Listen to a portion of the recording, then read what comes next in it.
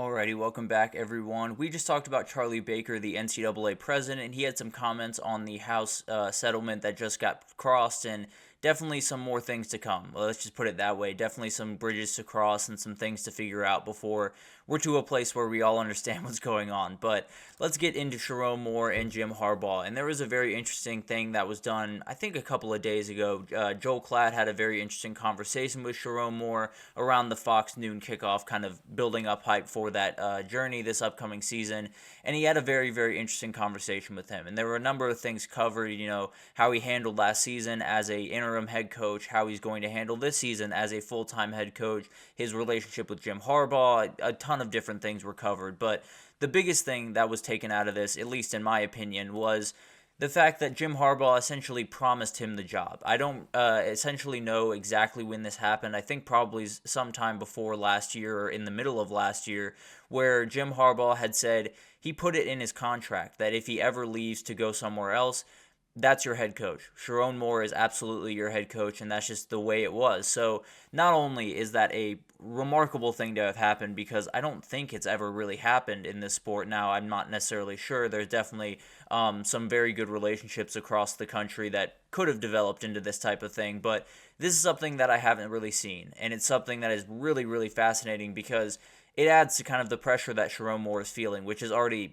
massive. But when you have someone like Jim Harbaugh backing you the way that he did, where it's going to be in his contract, if you want him to sign that, he's going to have Sherrone Moore be the next head coach guaranteed. And that's a huge thing to take over. There's no two ways about that, where you have this legend of the game. You have a guy that's coached in a Super Bowl, that's won a national title, that's done tons of things at both levels of the sport. Say that is your next head coach. There's no two ways about it.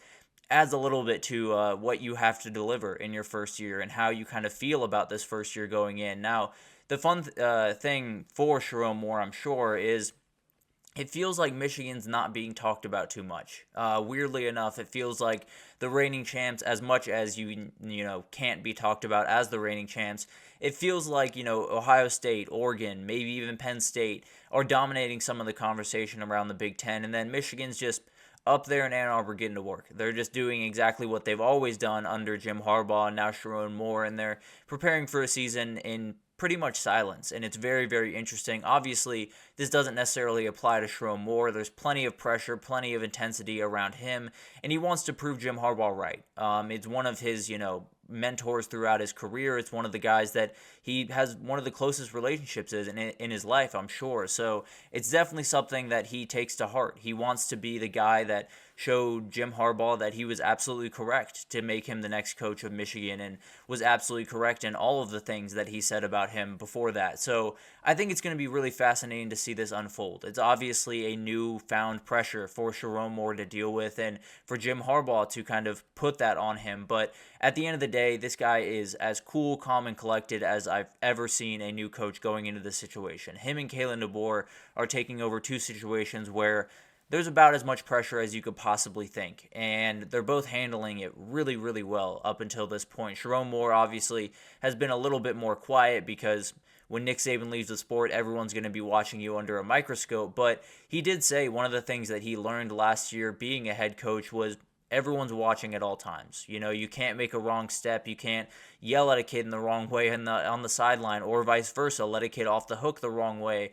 There's tons of things that you have to make sure you're doing right as a head coach, that as an offensive coordinator, you have a little bit of leeway to kind of play around with stuff because you're not the face of the program. You're not the guy that's leading the guys out of the tunnel, but now he is, and it's going to be fascinating to watch this unfold. Apparently, he heard that Jim Harbaugh was taking the job at the Chargers in the Houston airport. Jim and him had, Jim and him had talked over the couple of days leading up to this that this was a possibility and something that could happen. But he figured out in the Houston airport when he was heading to Dallas.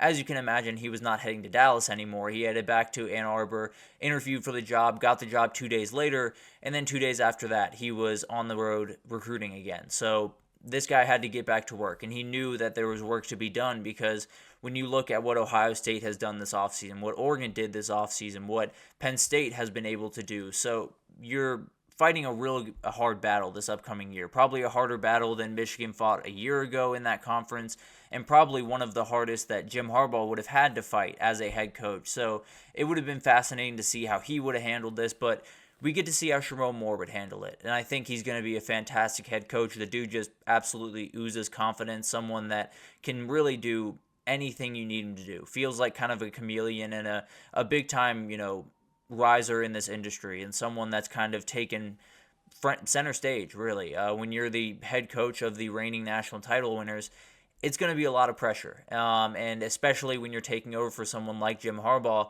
there's going to be certain things that you're going to have to achieve. There's going to have to be a certain standard when they step on that field, and you're going to have to be the one leading that way. There's going to have to be a certain toughness and physicality from this team that has been there when Jim Harbaugh was there. There's going to have to be certain things that Michigan fans have gotten comfortable with. Let's be totally honest. They've beaten Ohio State 3 years in a row. They've gone to the playoff. They've done excuse me.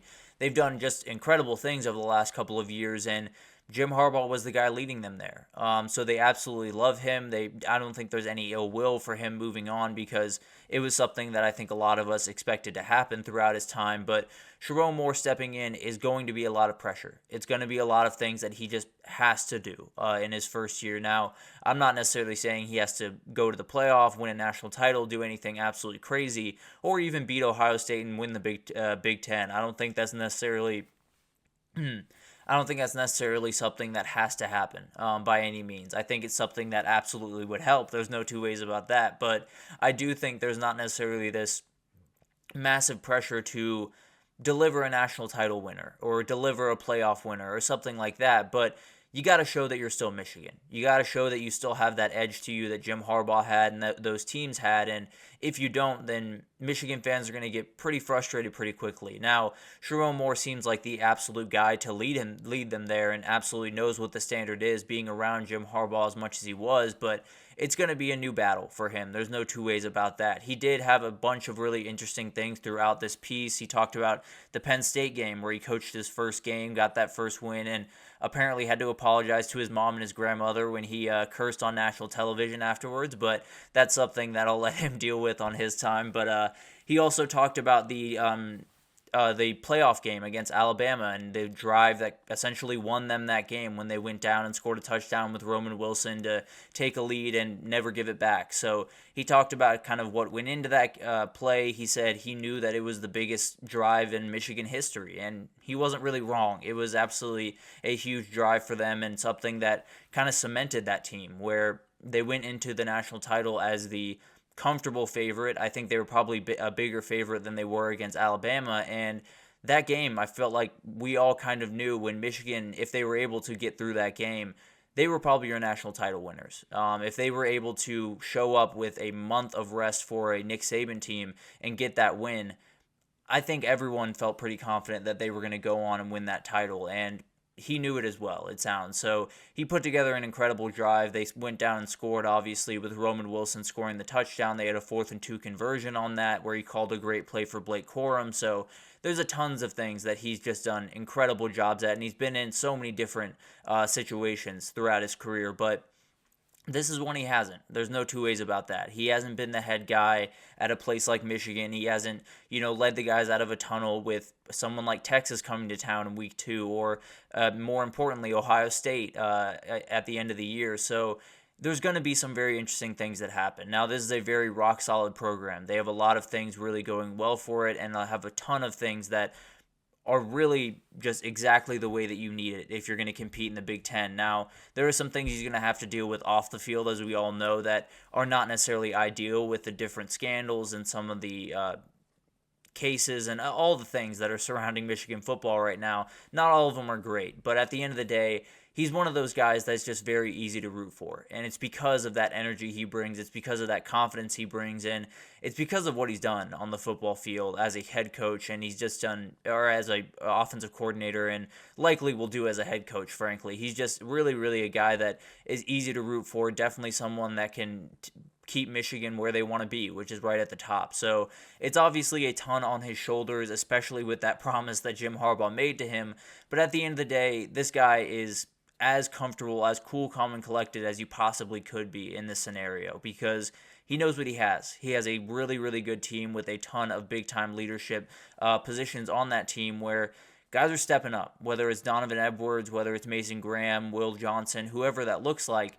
He knows he has a foundation in that program that was built by the guy before him, and he wants to use that and, build it even further and prove him right by putting that in his contract. You want to be the guy that no one regrets hiring, essentially, is the big mantra in this sport. You never want to be the guy that is kicked out the door and they realize, that was the wrong decision. Especially Jim Harbaugh, someone that he cares about so much. He wants to prove him right. And frankly, I think he's going to. I think it might take some time, but the weight of the world is on this guy's shoulders, but he seems very cool, calm, and collected during it. So it'll be really interesting to see that unfold. But we're going to take our next break here, and when we come back, we're going to talk about some of the Big Ten win totals. Then we'll get into some Big Ten Cinderella, so tons to get to over the next couple of segments. But stick with us, and we'll be right back after that.